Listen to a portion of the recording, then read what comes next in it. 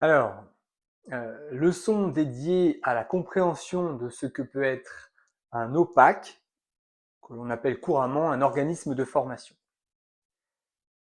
Alors, les éléments qui désignent, les éléments qui composent ce que englobe un OPAC, c'est eh bien, un organisme de formation, un centre de formation pour apprentis et un centre de bilan de compétences.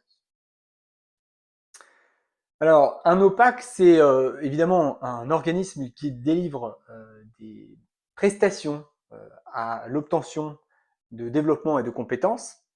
La définition littérale, c'est organisme prestataire d'actions concourant au développement des compétences. Donc, comme je disais précédemment, ça englobe l'idée que ça peut être un organisme de formation, un OF, un CFA, centre de formation pour apprentis, ou un centre de bilan de compétences, un CDBC. Alors, un organisme de formation, c'est évidemment la majorité des OPAC sont des OF. Donc, c'est des organismes de formation dits professionnels et continus, c'est-à-dire qu'ils forment des adultes qui ont déjà eu une formation initiale, c'est-à-dire qui sont déjà allés à l'école et qui sont maintenant dans le monde du travail. Un CFA, un centre de formation pour apprentis, est globalement une école, type par exemple école de commerce, qui a plus souvent des jeunes. Ça peut être des personnes en reconversion, mais c'est globalement des jeunes qui sont en train d'apprendre un métier. Le CDBC, lui, c'est un centre de bilan de compétences, donc ce sont des personnes qui envisagent une reconversion professionnelle et qui ont besoin d'être accompagnées par des acteurs spécialistes en la matière qui vont faire le point sur les compétences qu'ils ont obtenues grâce à leurs expériences.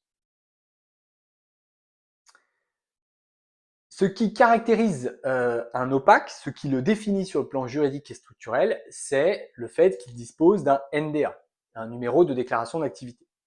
Donc, ce n'est rien d'autre sur le plan administratif qu'un numéro d'enregistrement, un numéro administratif qu'il a obtenu en faisant un simple dépôt auprès de la DRIT, c'est-à-dire l'organisme qui gère les OPAC en France. Cependant, à partir du moment donné où il dispose d'un NDA, un numéro donc de déclaration d'activité, eh bien, il s'inscrit dans un ensemble d'obligations relatives aux OPAC. On appelle le NDA aussi bien donc NDA que numéro de formateur ou numéro d'organisme de formation. Dès lors qu'un OPAC dispose d'un NDA, il a généralement une obsession, et cela introduit le module suivant de cette formation, c'est d'obtenir Calliope. Grâce à Calliope, l'organisme de formation, l'OPAC, va pouvoir s'ouvrir des portes pour,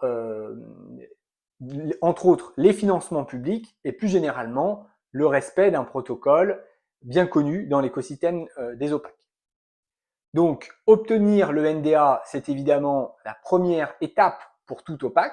Sans NDA, on n'est pas un OPAC. Et puis, une fois qu'on a obtenu notre NDA, eh bien, on va chercher à devenir Calliope. C'est ce qu'on va voir dans le prochain module.